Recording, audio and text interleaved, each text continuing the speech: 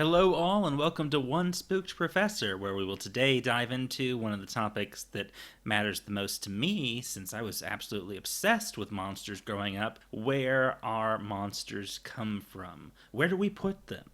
As much as times may have changed, how we use monsters really hasn't. And the reason behind using monsters in fiction, or reasons, have remained largely the same. The origin of the term monster comes from the Latin monstrum, which etymologically is related to the word moneo, the root word here, which means to warn. So a monster at its core is related to the idea of warning or threat, which, by the way, should tell you something about how they're often used. And a monster itself is some type of entity, creature, sometimes even a human being, that is fearsome, grotesque, dangerous, and a threat to civilization, the current moral order, a culture, or individual.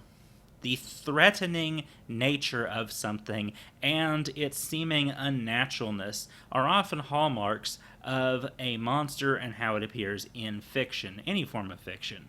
There is a sense of unnaturalness in the idea of the monster, and this is because of the idea that it exists outside an acceptable moral or social order. It is something that is a threat to said order and something that should be destroyed. There is a difference between a monster and an animal, and when an animal becomes a monster, it stops being treated as some sort of creature that belongs and starts being treated as something more akin to a demon or a force of destruction that you must get rid of. This is the difference between a movie that includes a shark and a movie that makes a shark its monster. Same goes for any natural animal. Once we give it the monstrous trait, we have added on to it a sort of title that comes with a lot of baggage. And when you label a human being as a monster, you have effectively dehumanized them because of something in their nature that makes them monstrous, unnatural, a threat to the natural order. Same goes to any creature that we are calling monster. Consistently, monsters are in some way horrific. Consistently, monsters are in some way a threat to either life and limb or to the moral purity of someone. And consistently, monsters must be stopped in order for order to be restored. What kind of order? That very much depends upon the culture.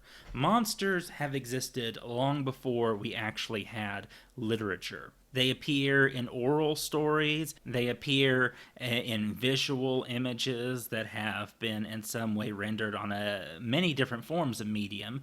And there is even the notion of the monster as a label that can be applied in real life to someone who no longer belongs to the natural order of that community or culture. People could have been referring to others among them as some variety of monster, though they wouldn't have used that term. They would have used some other linguistic synonym or set of sounds that have a similar meaning to deliver the same idea long before people were writing it down. Politics and social hierarchy and moral codes among groups of humans, those all could be violated, and people who violated them could receive that label, and they might recognize a particular creature as something more monstrous than others like it, denoting it as a monster.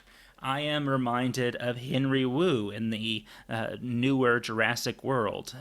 The first one, not the sequel that followed it, and I presume that we're getting a third one soon, where he says to a mouse, a cat is a monster. I'm not quite sure that that is accurate, considering that the monster is not just a threat, one determined by a system of prey and predator. It is something more than that. It is something more than natural. And you can see, even in our history, we have applied the term monster to actual animals that act abnormally for their kind and are more of a threat than others that we would recognize. Take a look at the Savo lions.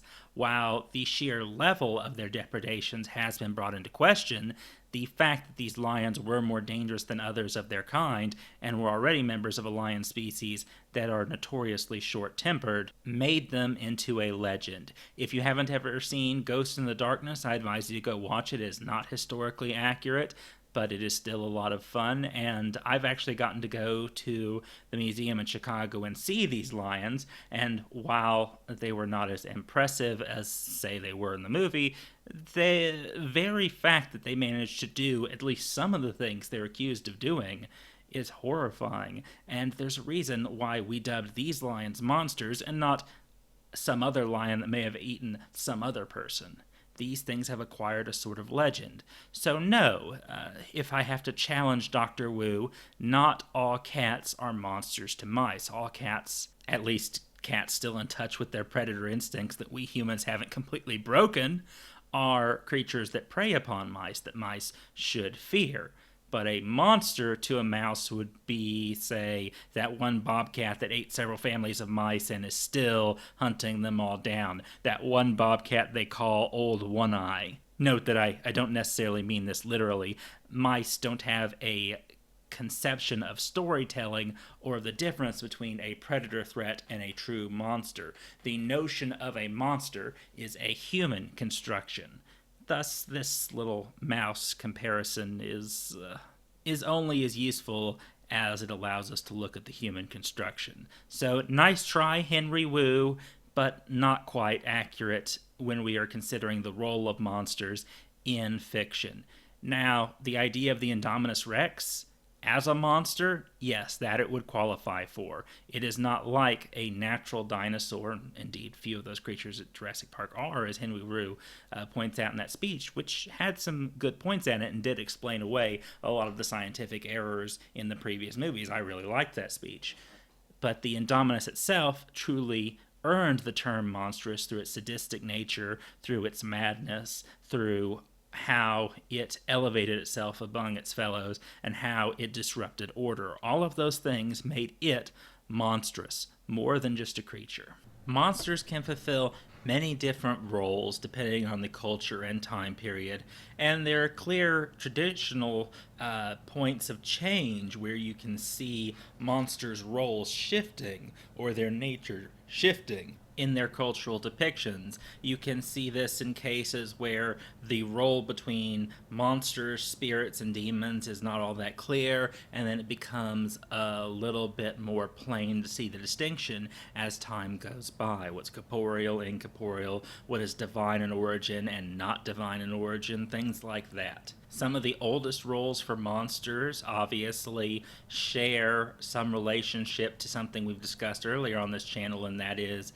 the nature of horror stories as a tool for teaching lessons. Thus, the monsters are often a punishment for someone doing wrong, crossing a moral boundary they shouldn't, or simply going beyond the bounds of what is safe and what is not. Take a few examples of this. You have Frankenstein's monster. That is the product of Dr. Frankenstein playing God, though I would also argue that Frankenstein himself is also a monster in this work of fiction. And the fact that the doctor who made the monster is oftentimes more monstrous than the creature, or just as monstrous, does appear in many of the other depictions of this work in film and in cartoon and such. So much so that many people feel a lot more sympathy for the monster than they do for the man. And this is actually what led to the creation of the Incredible Hulk, believe it or not. Stan Lee felt so sorry for the Frankenstein monsters film version that he ended up creating a similar figure in the Hulk, where the monster's actually the good guy and not monstrous at all. But in the original work, the monster is the result of Dr. Frankenstein crossing lines he shouldn't have, and then basically acting as a negligent parent and abandoning it. Both of these actions combine to create the beast that will haunt him till his death in the Arctic. The film Splice is actually a retelling in many ways of those core concepts. I mean, it might as well be Frankenstein, just with genetic engineering instead of the attempt to revive corpses. They create a monster and then are terrible parents to it. Guess what? They suffer the consequences for it as a warning not to do these sorts of things. Now, whether the monster was always going to turn bad or whether it's because their truly abysmal parenting skills messed with Dren so much that she went crazy, it's impossible to say. They could have been damned from the very beginning, but it is clear that their own actions required punishment. In many cases in Greek and Roman mythology, monsters were a form of divine punishment, where the gods would curse, say, Minos' wife with minotaur babies. Hey, Pasiphae, you're going to fall in love with a bull and have a bull baby. She copulates with a beast and boom, bull baby. I don't know how that thing got out, but it was a bit of a mess. And if you look at Medusa's punishment, which I'll admit was very unfair for Medusa, it's still the case of divine retribution creating the monster. The threat of punishment or the monster as the result of punishment, sometimes even the monster as the giver of punishment, all of these are variations of the theme of the monster as punishment. The guilty are in some way the victim of the monster, and the monster is monstrous because it's intended to terrify the victim and the person who's hearing the story into recognizing the moral wrongs of the action, and thus making the listener of the story go, I better not do those things. This can come in the form of women with vaginas with teeth in them that bite off the dicks of rapists. You better not rape women. Ha ha ha. This could come in the form of a ghost spirit or demon that won't leave because you messed with a Ouija board and you're really not supposed to do that. This could even be something like a demon that follows you endlessly because you had premarital sex. Although I'd argue that It Follows is not an anti-sex movie, it just plays upon some of those old tropes as it constructs the whole nature of would you pass it on to save your life and the horror of the monster that will never stop.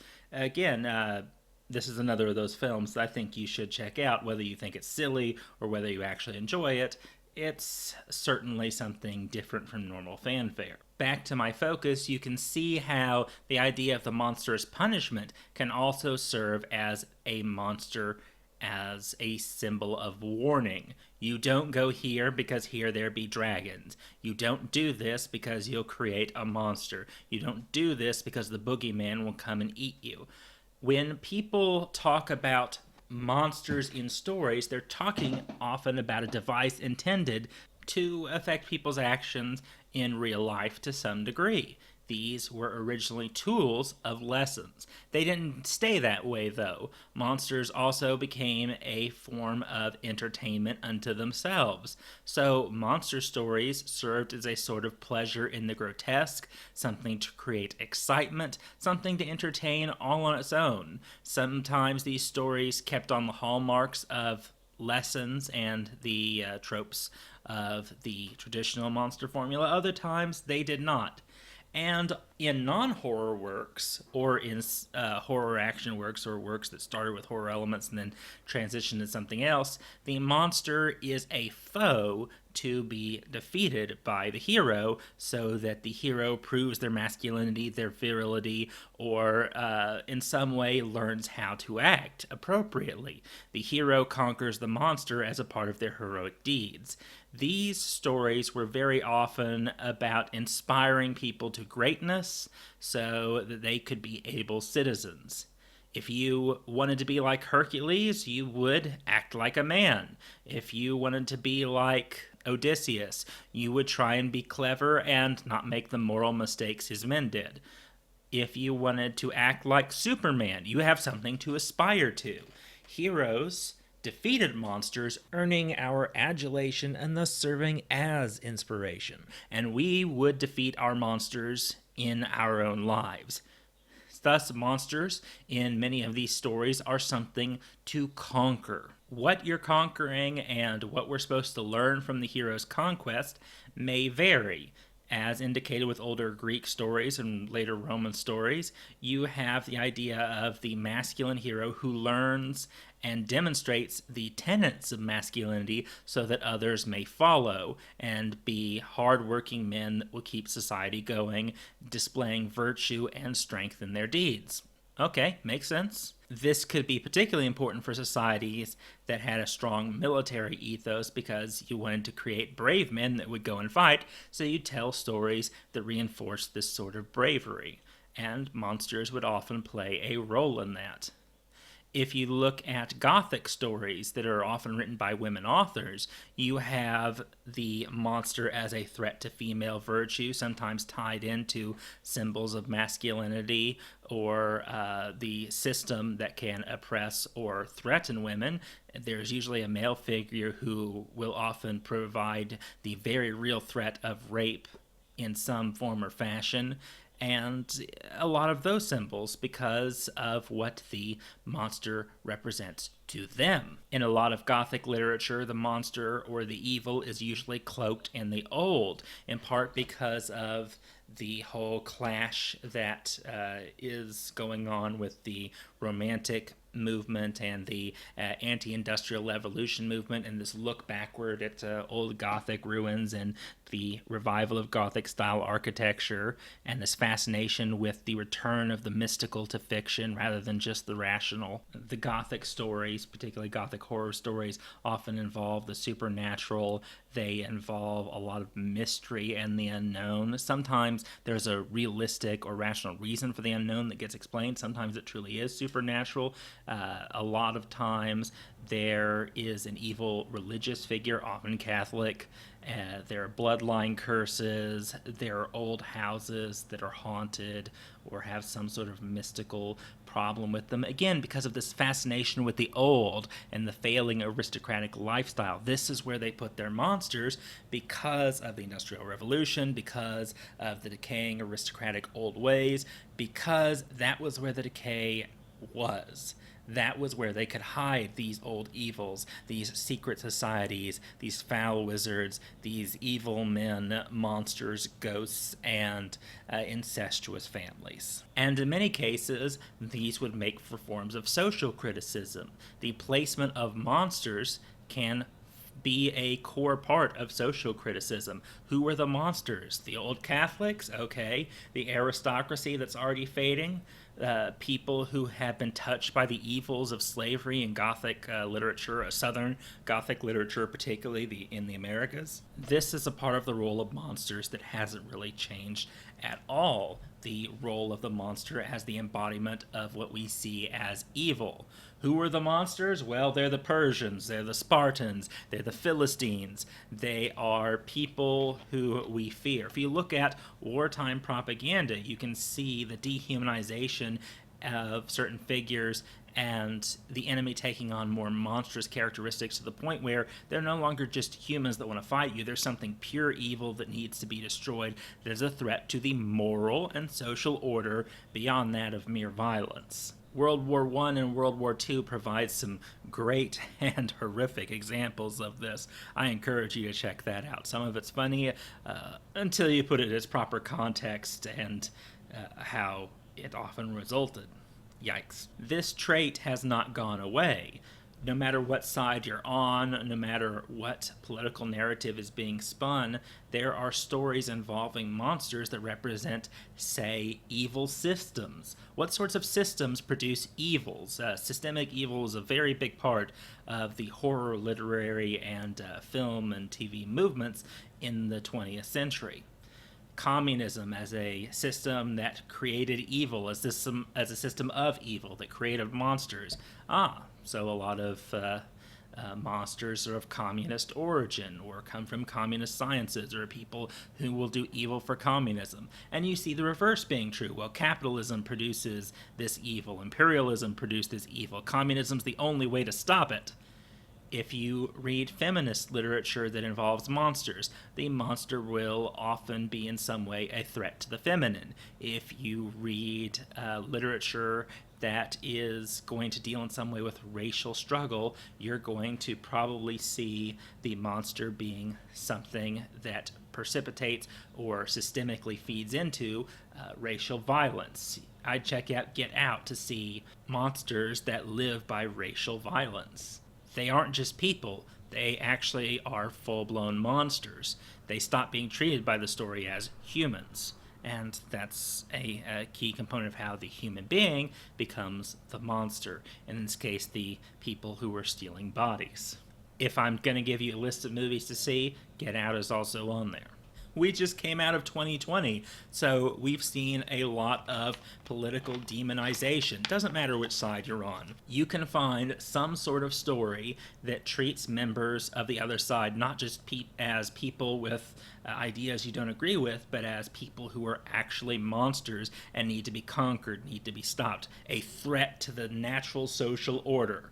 Again, doesn't matter which side you're on, you'll have seen this. And it will be reflected in a lot of storytelling as well. So the monster could be something that is a punishment, it can be a warning, it could be a threat that should be conquered, it can be something that should be destroyed, any threat to the normal natural order, any severe threat to moral order, that could qualify as a monster. And there are innumerable uses you can put this to in fiction. But where do we take our monsters from? This is one of the essential questions I want to finally tackle in detail. I've mentioned it before in passing, but here is something that is essential to us. Where do we get them from? Where do we go, well, this is where I can bring my monster from in this story? And this is in part related to where monsters could exist. Let's say you live in a small village in, say, France in the 11th century, and you've never left your village. Is it possible that there could be a dragon living beyond the borders of your country? Entirely possible. The things in your stories that knights have to go with sleigh, these things could exist. They couldn't exist in your village because, well, you've lived in your village and you know there are no dragons hanging out around here. But if you got news from someone who traveled hundreds of miles away to places where you would never go and said, oh yeah, I've seen a dragon, what proof do you have that they have not? Now, the phrase, here there be dragons, is anachronistic, and it hasn't regularly appeared, even in different variations, throughout history. But the idea behind it is sound. There could be marvelous things somewhere else, and to some degree, there have been in real life. Imagine the people who thought that explorers describing gorillas were just making shit up, and then suddenly, oh, gorillas are real. Okay. I imagine that the giraffe would have inspired quite a bit of consternation in people who only heard of it through description until they actually saw it. And it's just like, oh, wondrous. But once you know it's real and you start to understand its behavior and its limits, it's not really a monster in a far-off land to be conquered. It's just an animal, an exotic one, but an animal still. Something that has its limits, something that's not really fulfilling those literary roles that we have discussed. The same goes for a lot of extinct creatures that we have rediscovered, like the bony fish, the coelacanth. Yeah, it's a fish we thought was extinct for a long time, but it's not really a monster, it's just a fish. It's not like someone looking for this fish was the equivalent of people hunting in the woods for Bigfoot, or someone going, the Jersey Devil is real, the Jersey Devil is real. There's even a difference in the entire mythos behind the idea of simply rediscovered animal and a monster lurking beyond civilization that we don't yet understand and isn't known to science. The very nature of science, which codifies and understands things and works through a system of logical positivism, is antithetical to the more literary notion of monster. This is why the idea of monsters tends to survive in more romantic works than realist works, particularly because mystery is a place where we can get monsters from. Now, you can use a little bit of science to create plausibility. This is where Jurassic Park was genius. The novel itself uses a lot of scientific mumbo-jumbo, much of which is inaccurate, but it's enough to get the audience to believe in the plausibility of dinosaurs being brought back to life, which is enough to create the scenario, which is theoretically impossible the way it is explained in that book, but possible enough for us to create a den of monsters, creatures that don't belong. And their behavior in these books is not that of normal animals. It's likely not that of the dinosaurs they're meant to represent themselves. Hence why I call them monsters and not necessarily animals. Michael Crichton wrote a book of monsters. See now why I picked that conversation with Dr. Wu, who actually, by this logic, is a maker of monsters, and how that fits into our whole discussion. There's a difference between the animals themselves and creatures that exist outside those systems. In very much the case of Michael Crichton's novel, and the criticisms offered by the experts he's brought to the island, you see them pointing out these things aren't natural, they don't belong, and there are going to be problems. Science is the origin of these monsters instead of mysticism or time travel or something else, but it fulfills the same literary role. Movies that have animal monsters often rely on the lack of understanding of proper animal behaviors to create a larger-than-life monster. If you ever see, what was it? I had to stop and go look it up. The Shallows, which involves a woman getting trapped in the aforementioned shallows after surfing near an area with a whale carcass, and she gets nibbled on by a shark. This shark is, in effect, a monster. It doesn't behave like a shark would. It doesn't go after that corpse. It goes after two different people, kills them, and then relentlessly hunts her. Why? I don't know. It just does. The more you understand about sharks, and I've harped on this before, the less monstrous their depictions can be, because we understand them better. But a person who doesn't understand shark behavior or their biology is going to go, well, that's entirely possible. A tiger may be threatening, yes, and it would be very scary to be overtaken by a tiger, but it's not a monster. But if we have, say, a tiger with flame scars on it that actively hates a young human boy because it is a human and will kill anything to get at this human, suddenly you have the Disney live-action version of the Jungle Book's Shere Khan, played by Idris Elba, who adds that Idris Elba gravitas and voice to this creation of something that isn't just a tiger, it's a monster. And it has its own human motivations. Bart the Bear's bear in, The Edge with Anthony Hopkins is just a bear until they learn that it's a man-eater and it's pursuing them in this weird thirst for human blood when there's much easier prey than people. That's when it becomes monstrous. It becomes less realistic. But are there bears out there? Yes. Are there sharks out there? Yes. Are there animals that could be a threat to us? Yes. This is where animal movies get their monsters. We believe these animals exist, and in some people's lack of knowledge, we think these things can be monstrous. Not just animals who are trying to defend themselves, trying to hunt, or are just scared into attacking something because they don't understand what's going on. There are many reasons why animal attacks occur. But if you understand them on a more scientific basis, it becomes a lot less terrifying unless you're the victim. Then it becomes really freaking terrifying. It's in the fear we conjure up about these creatures that you really can cast them as monsters or demonize them, which is something a lot of conservationists are trying to change. Sometimes I think they go a bit too far because I am not going to swim with a bull shark and hug it. I will respectfully admire the creature from a distance. Thank you very much. If any of you are thinking about screwing around with wild animals, don't. They're wild animals. Play it safe. Keep your distance. And for goodness sake, listen to the experts who know what they're doing, who will probably tell you not to feed it or mess with it. The entire idea behind Here There Be Dragons is also rooted in the common perception that there is this distant, far-off time when people were less educated and were dumb enough to believe that dragons were just over the horizon. And as far as you can look back throughout written history, there are people going, well, back in the distant past, people were dumb enough to believe in these things. And we're in the modern day going, back in the distant past, there were people dumb enough to believe in these things. So there is this sort of acknowledgement that the monster is somewhat of a fictitious creation anyway. Still, the idea that monsters could be real and could be a part of history is often played up in a lot of historical narratives, particularly in works that are aimed at an audience that aren't able to verify for themselves, that are designed to be entertaining, exotic, or fulfill a certain political purpose. Alexander the Great's campaign actually has mentions of monsters that the troops have to deal with. Is it likely they actually met monsters? No.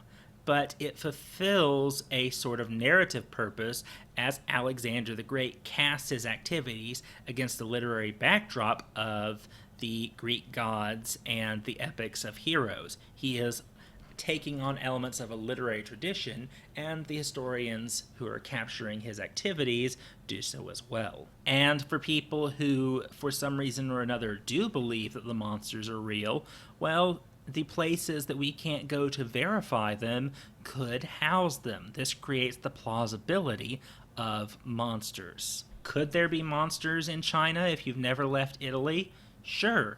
And if you're writing a story for Italian audiences who have also never lived in China, you can make up a lot of stuff. This is where a lot of exotic fiction draws its monsters from. As the world has changed with our communications technology, the advent of the internet, the increased importance of the sciences, and our further codification of the world, our ability to plausibly create monsters grows thin. Or at the very least, it requires some changes. Can there be a monster lurking in the Grand Canyon? Yeah, but you would better have a pretty good explanation for it, because realistically, there isn't much chance. We can see most of the Grand Canyon now. If it's some underground thing that pops up to eat people, well, where are the people who are disappearing? You have got to come up with something that is remotely plausible to put a monster there, because so many people know it. We are aware that it is rather monsterless. The same thing goes for much of the world's surface. If we know it, we can't hide monsters there very well. I say very well because there are still alternatives. If you are in a work where magic is a part of the narrative and the audience has already accepted this break from realism, then you can have a monster that is created by magic. The world of Harry Potter can have dragons because it is already established for the audience, and the audience has agreed to follow this illusion that there is a magical world hidden from our own and there are magical creatures here. Thus, magical origins for monsters are entirely acceptable within our world. If you're looking for something that doesn't involve magic, you might look to religions, but if people don't believe in that religion, then they're not likely to accept that God created it unless they want to go to that story and go, well, this God from this religion did this. All right, well, let's go with it. And as I've already mentioned, plausibility is a core part of certain audiences being willing to accept monsters. So if gods can't do it and magic can't do it, how do we create the monster? Well, there are a lot of people that don't understand science. So science can put forth the monster. I cannot tell you how disappointed I have been in studying certain scientific theories. The more I learn about physics, the more I get sad about science fiction. The more I learn about genetics, the less certain I am that we can create monsters in real life. 12-year-old me would have loved to create monsters in a lab all day. Once I figured out that that's not really possible right now, maybe never will be possible, would certainly be ethically unsound, the more I just go, oh man. But science and some of the things it can already do offers us potentials. Imagine if science got taken too far. Imagine if we could do this with it, or this with it, or this with it. This is actually why science fiction gets its origin in the romances and in Gothic literature, and not in more Enlightenment logic-based text. Because the whole what if that bore science fiction is built around the impossible or the currently impossible, and often more built around mystery and moralization than, well, this is logically what the outcome is going to be. Now, hard science fiction has become its own thing that is more grounded and more focused on accurately predicting what if or accurately portraying science, but a lot of science fiction and its derivatives is more about high-minded ideals. It's more about allegory. It's more about the mystery. It's more about the what could be. And this is particularly so in science fiction that doesn't take the science so seriously. Indeed, there are many derivative subgenres that hardcore science fiction authors would argue aren't sci-fi at all, but have all the hallmarks of early science fiction from the genre's beginnings. I mean, a lot of the popular audience would consider Star Trek and Star Wars to be sci-fi, but they have many fantasy elements, and the science in either of those is so thin as to be non-existent. Alright, let's face it, there is no science involved in it. Just forget it, go with it, have a good time. Don't even worry about why those bombers are dropping bombs in a environment with no gravity. Well, they're magnetic. Well, why don't they stick to that ship? Why do they need to be dropped at all? How about guided missiles? That'll work so much better. Just enjoy the movie. Just enjoy the movie. And let's not even get into Star Trek. It's a lot of fun. I grew up on Star Trek, but oh boy. If they want something to happen, they'll just make it up. Forget consistency and the fact that science is built on consistency and rules and understanding, logical reactions. The ideas presented by science allow us to create monsters. Well, a snake wouldn't do this? Maybe not, but a genetically engineered snake that doesn't follow these rules, now it can. We no longer have any of the problems that we used to have with Anaconda, and Anaconda's not behaving like that, because it's not an anaconda, it's something that uses anaconda DNA to give it the form of a snake, but it's also a monster in every other way. Okay, well now this is believable, or at least plausible to some degree, enough that we can accept it. Let's create giant monsters. How? The atomic bomb. Well, that's not really the kind of mutation that radiation does. Doesn't matter. People don't understand that. They've seen radiation causing these things in fiction. They'll accept this. Okay, no problem. And the fact that many of these atomic horrors played into anxieties of the time and represented our fears of this new age rather acutely, even better. In fact, that's one of the core elements of creating a good monster. What do we at the time fear? What makes us uncomfortable? What are we worried about? And many authors or directors or what have you will tap into that and create monsters that in some way relate to this so that they can talk about it, or at the very least entertain us with it, and create the ground for some sort of statement or conversation therein. Check out your Godzilla, your Them. Check out your Dawn of the Dead. Check out your Thaw. Whatever movie that's trying to make a statement about something that we fear in real life often has roots in that thing. We're dealing with climate change. Well, welcome to a lot of climate change-based horror. The atomic age is a thing, and people are scared of the bomb. Well, here's a lot of atomic-based horror. People are worried about artificial intelligence. Well, here's a lot of artificial intelligence-based horror. So our fears and what society is anxious about is also a great place to place our monsters. We believe in a present threat, and because of that belief, this is a plausible origin for our monsters. In fact, one of the most plausible origins for monsters throughout history has been the human mind. Think about how many people you know in your day-to-day life that act in ways you don't expect them to, that make you go, do I really know you? And the fact is, we don't. Your neighbor really could be a pedo, serial killer, and part-time arsonist. You don't know. And why is that person that way? How did they get that way? What kinds of terrible things are they going to do? How do they threaten the natural order? How do they threaten the moral order? All of these things are fuel for making monsters of man. Humanity is one of the few inexhaustible resources we have for monster making. This is why many of the monsters that look like us keep coming back. Yeah, the zombie has changed roles from a fixture of colonial horror to more commercial and pandemic based horror to even apocalyptic horror.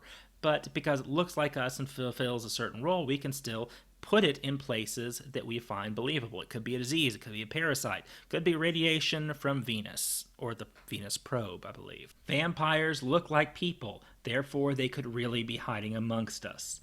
Werewolves could exist, in part because people behave like animals sometimes, and there is a part of us that knows that evil lurks in men, and thus the werewolf. Indeed, in medievalist folklore, the werewolf was often a sort of explanation for serial killer like behavior, as people are going, wow, how could someone do this? The explanation was, well, they become a beast because they acted like a beast.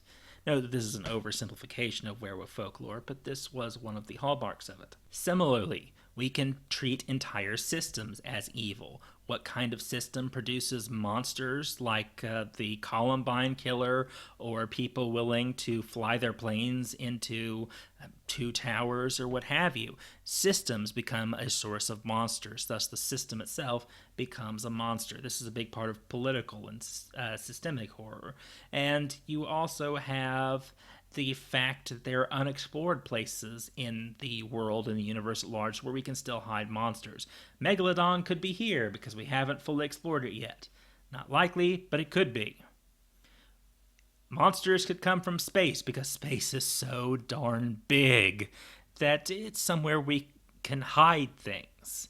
Although the more we learn about space, or at least the more I learn about space and space travel and how big it is, the less enthused I become, and the more I start looking yearningly at the days when I was a child and stared at it going, wow, what could be up there? Imagine my disappointment with what we've seen so far. And I think this is where I'm going to take things into sort of a personal direction, because monsters on a societal level, on a cultural level, on a individual story level tend to take different roles.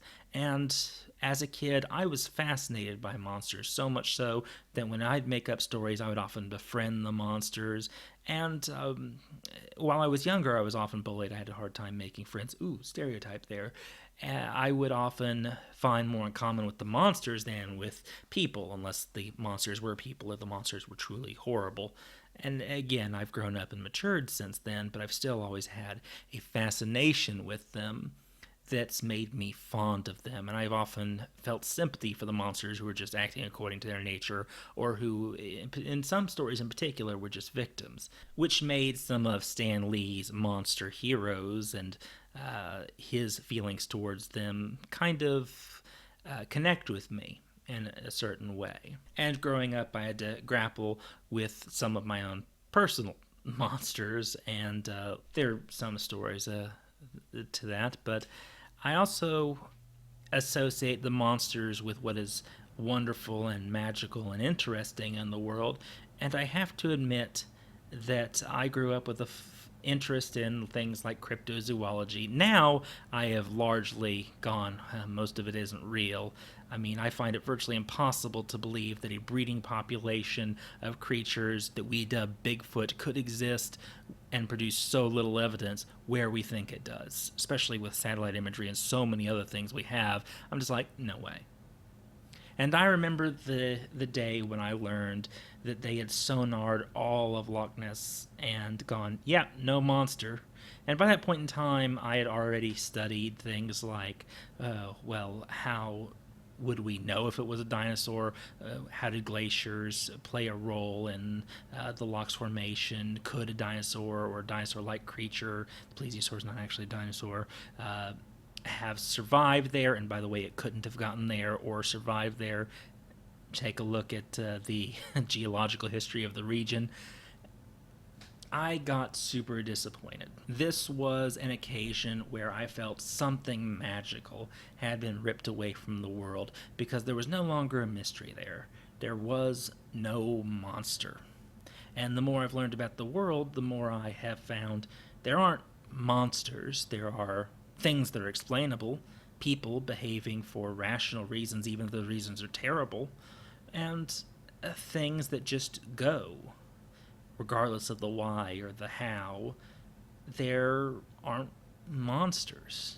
And for someone who grew up looking at monsters as the wondrous and the magical and beings of great potential for good or evil, not just warnings, but promises of possibility, I felt like that something had been ripped away from me that was my innocence, that it was like some people attribute to being told Santa Claus wasn't real. By the way, I never bought that Santa Claus one. I figured that one out pretty quick. Tooth Fairy one, equally quick. I had a trap set up for my parents and everything. I was that kid.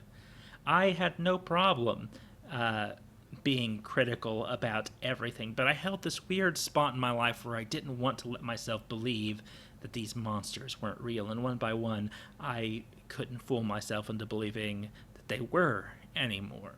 So while I don't ascribe to any particular literary philosophy and side with either the realists or the romantics, the hard fact people or the whimsical people, I prefer a lot of middle ground, I do find that the more I learn about the world, the less magic I see in it. And I don't think that this is the healthiest thing. I don't think that this is what artists or authors or even what directors and producers and other people who work within the arts are trying to do, set up false expectations or tear down those expectations for us.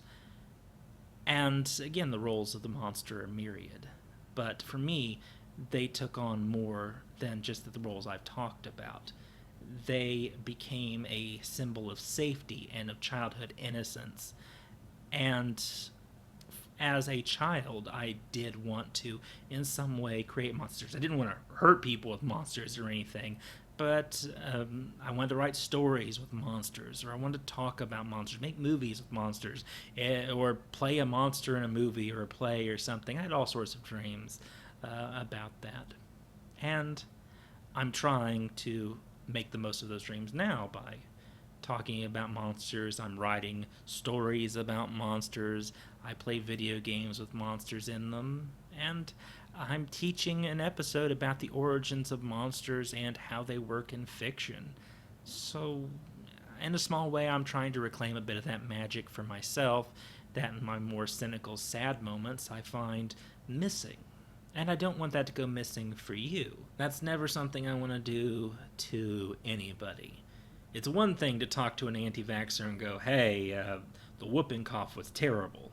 It's another thing to forget the wonder in life.